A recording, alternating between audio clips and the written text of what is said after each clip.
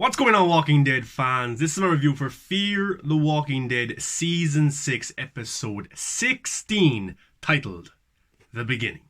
Now, this season has been one of the best seasons in The Walking Dead, and I mean the main show as well.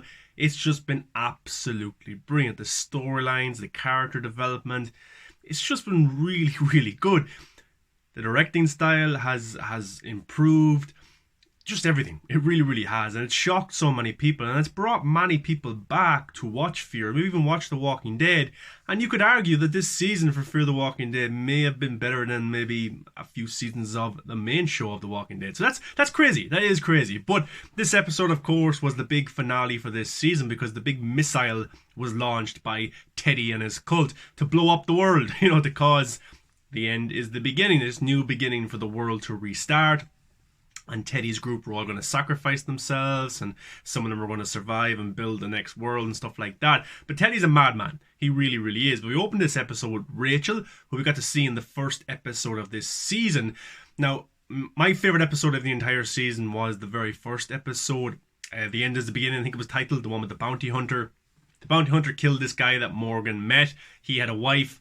She was pregnant. She had the baby. So we opened the episode with her. And she has her baby and she has the dog as well. Rufus, I think, the bounty hunter's dog. And of course, they know that the missile's coming because Morgan has sent out this big message over the airwaves, over the walkie-talkies, over the radios to say the missile's coming. I don't know if I can stop it, but just live the last few moments of your life in a good way. Try and help somebody or something like that, And it was interesting because this episode was kind of in small chapters because each character had their own little mini story that we jumped back and forward to, which I thought was pretty good. But Rachel is there with her baby, of course, and Rufus, and she's trying to fix the tire on the car so they can drive off and hopefully survive. But the car comes down onto her leg and breaks her leg. And this opening sequence was very graphic, and the bone was sticking out. The baby is crying. She's in a very bad situation. She tries to tape up her leg so she can walk. She ends up falling, and she has to make the sacrifice where she's deciding to kill herself. So she will turn into a walker so she can still carry her baby to safety. And I thought that was really well done. I thought it was very interesting. You would never think of doing that. You would never see anything like that. So she tapes up her mouth so she doesn't end up biting her own child when she becomes a walker. She puts a rope on Rufus because Rufus is pretty good at finding people and hope that they find somebody or at least get to safety. So that came back at the end of the episode, Morgan and Grace, which I thought was actually pretty beautiful. It was interesting stuff. We also have Strand as well. He's on his own. He finds this building. He finds a guy called Howard in it who collects art and bourbon and music and stuff like that. He was a historian. So they kind of shack up in this building and they're just getting ready for their death because this big explosion, this missile, is huge. Even though Teddy didn't get to launch every single one of them, this one will do enough damage to kill everybody, if you're not in shelter. So Strand is there and he tells this Howard guy an interesting story where, this could have been prevented. The missile could have been stopped. Two guys, one was willing to die, the other wasn't. And the guy goes to Strand, which one were you? Oh, I was the guy that was willing to die. My name is Morgan Jones, So it was interesting. Strand's just a very complex, interesting character that will turn on you in a heartbeat. In this episode, he thought maybe the best thing to do for his own morality was to say, I'm Morgan Jones, I'm a good guy. But we find out later on the episode that when they survive the missile, he says, I'm not Morgan Jones, I'm Strand, I'm Victor Strand. I turn people over, I'm a backstabber, and that's why I'm still here, So I thought that was pretty interesting. And Strand sees the missile explosion to be his new beginning. No, is he going to run his own cult? I'm not too sure. But this Howard guy doesn't seem like no disrespect, but he doesn't seem like an alpha male. He doesn't seem like he will control Strand. I think Strand has found a new right-hand guy to do whatever he wants. So that's going to be interesting to see how that develops. We had Dwight and Sherry as well. They're trying to get away from the missile. They're trying to get somewhere to shack up. And they come to the conclusion where there's nowhere safe for them to hide out for this. They're going to end up dying. So they decide to do what they said they would do if they ever found each other, which was chill out, have some pretzels, I think it is, and some beer. So they find this house, they find a few beers, and that's where they're going to have their end. But the people that actually own the house are there, and they're like, what do you want, and stuff like that. There's a husband and a wife and a daughter, and they're kind of asking, are you with them? And Dwight's like, what do you mean? With who? With these people that took over our cellar, because this family have a cellar which you could hide out from the explosion, but some of the End is the Beginning group came to this house, went to the cellar and locked it up so they could survive, which is interesting because even though Teddy had this cult, not every single one of them believed in his idea of the End is the Beginning, but they were too scared to question him maybe and just went along with it. But now that the missile is coming, these guys kind of get nervous and stuff, so they go underground. So Dwight and Sherry come up with a plan to get these guys out. They put a rope on a horse so he can run, open up the doors. The guys comes out with guns, but of course Sherry and Dwight are behind them and they kill them. Well, kill one of them, and one of the guys is about to run away. Dwight shoots him in the leg. And the guy is so scared, he's like, just do it, kill me, kill me. And Dwight's like, what's wrong? You look scared, is this not what you wanted? No, you're going to have a front row view of this big thing that you wanted to happen. And Sherry shoots him in the leg. So I thought that was pretty hardcore from the two of them there. And we haven't seen that Dwight in a very long time. This ruthless Dwight, Dwight's very smart. And we got to see that in season 7, season 8 of The Walking Dead before he left. He's very smart, but he's been trying to change this last while. But they're able to go underground underneath the cellar. And also the family comes with them as well, which is pretty nice. So they get to hide out there, which was kind of cool, But we also have Teddy and Dakota on a journey, and Teddy is bringing Dakota to get the best view possible of the missile. But John Dorie Sr. shows up. We also have June shows up as well, which is pretty cool. And it was the kind of cowboy music starts to play, which is cool. Like this season of Fear the Walking Dead has been very cowboy-esque, with the hats and the rifles that they have and stuff like that. It's just even Virginia's community. It felt like you were in a western, which was pretty cool. But they're there. And John Dorie is holding a gun towards Teddy, and they have this long relationship, of course, where he was a serial killer. John Dorie was a cop. He put him in prison, stuff like that. We know the backstory there. But John Dorie is not there to kill Dakota, the person who killed his son. He's not there to kill Teddy. He's there to tell Dakota that I forgive you, that my son was right, and then you can have a new beginning yourself, and maybe this is what it is. You can survive. And then, Dakota's very much just know what to do. Will I kill him? Will I not? He forgives me for killing his son. Maybe I can have a new start. Maybe John Dorie was right. Then June shows up as well, because what was going to happen was that John Dorie Sr. puts down his gun to show, look, I forgive you. But of course, Teddy had his own gun, and here's his chance to kill the man who put him in prison. But June steps in and shoots the gun out of his hand. Then Dakota has the gun pointed at June. What's going to happen? I was in fear that John Dorie Sr. was going to die, sacrifice himself, or was going to be killed somehow. I was very afraid of that. But then John Dorie Sr. goes to June. Did my son ever tell you about something? It must have been an old trick back in the day.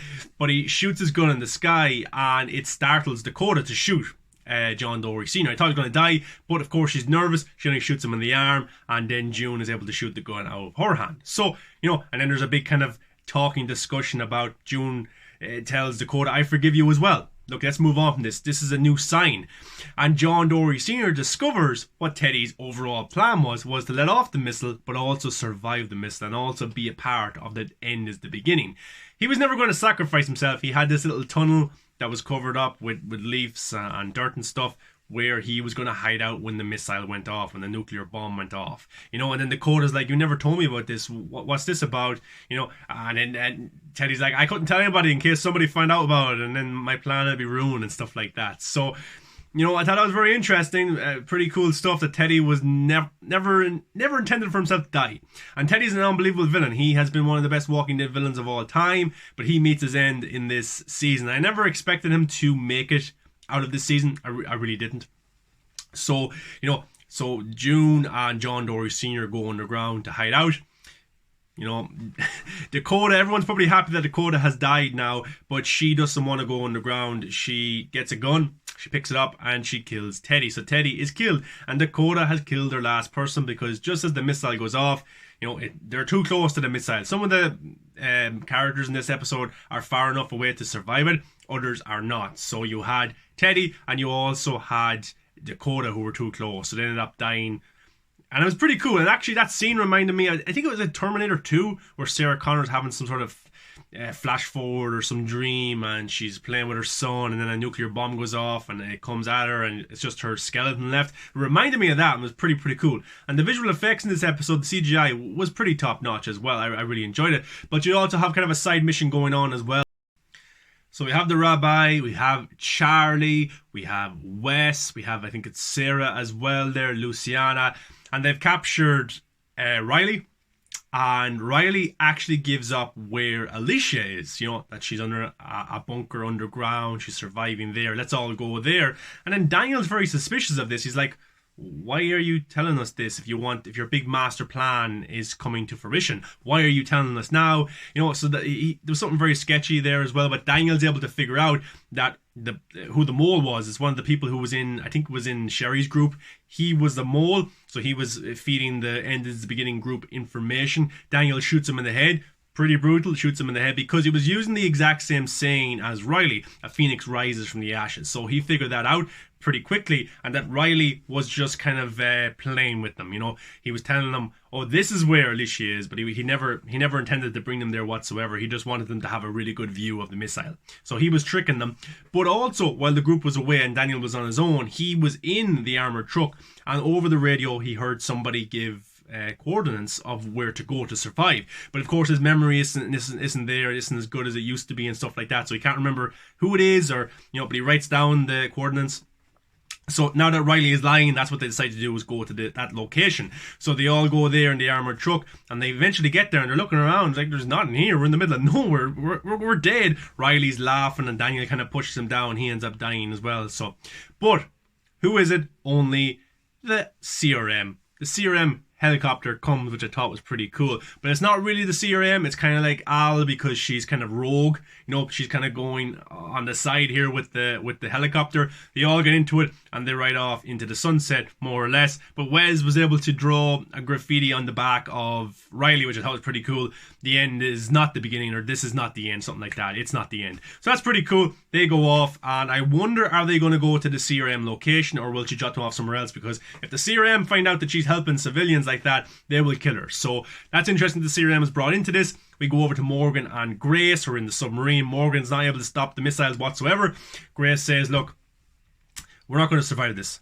Even if we do, the radiation will end up killing us. I've seen firsthand what happens to people when the radiation takes them over. It's bad. So they decide to do kind of a double suicide, which is pretty sad. I was like, please don't kill off Morgan. Do not kill off Morgan. And, and Grace is accepting, look, let's do this. And she goes, I can hear my girl cry, or I can hear her.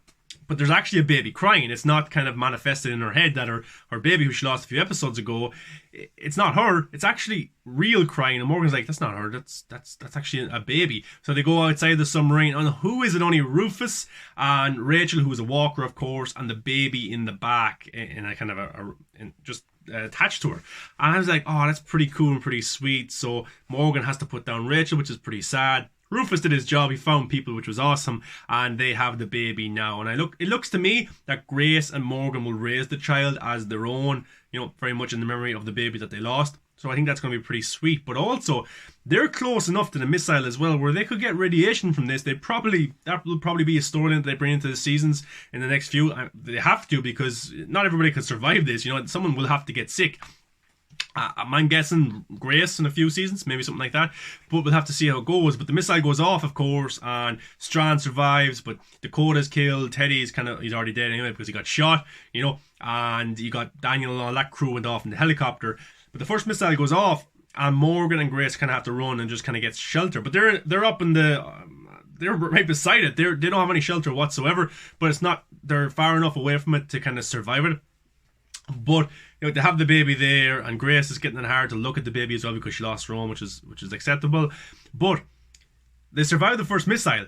But another one is going to happen because there's warheads on these missiles. It's not just one missile; it's a few of them that's going to branch off from the main missile and blow up. So it ended on a cliffhanger where this will be brought into season 7.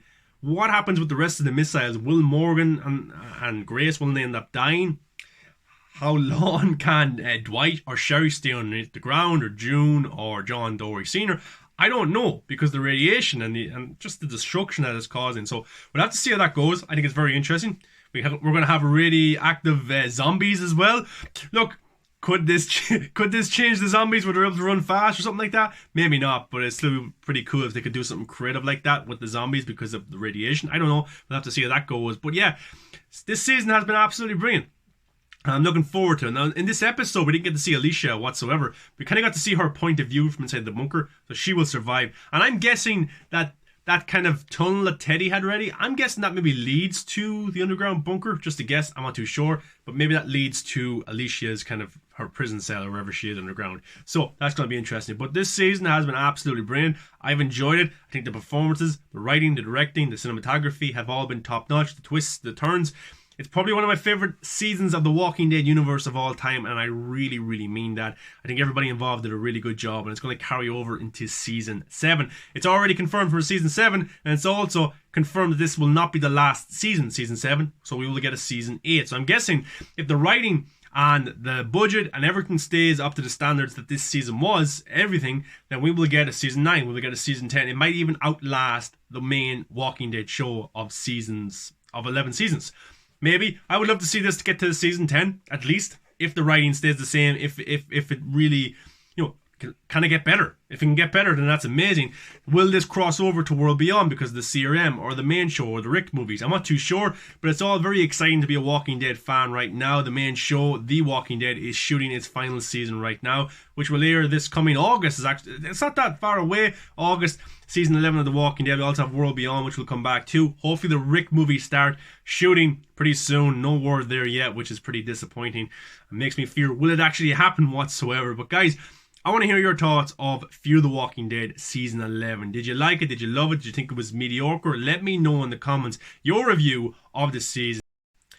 I will probably do a recap of Season 6. Maybe go through each episode just briefly and give my overall thoughts. Stuff like that, my favourite moments. Some of the stuff I thought was weak. Some of the character deaths and stuff like that. If you guys would be interested in that, then let me know. Give the thumbs up so I'll do that video, okay? But guys, thanks for watching. I really enjoyed this episode. I hope you did as well. That concludes Season 6 of Fear the Walking Dead. It's confirmed from a Season 7, so we'll have to see how this goes. Guys, thanks very much for watching. I really appreciate it. Come follow me on all the social medias and movies that matter. Search it. You'll find me. Enjoy. And not long to go until the main show, The Walking Dead, returns for its last season, which is Season 11.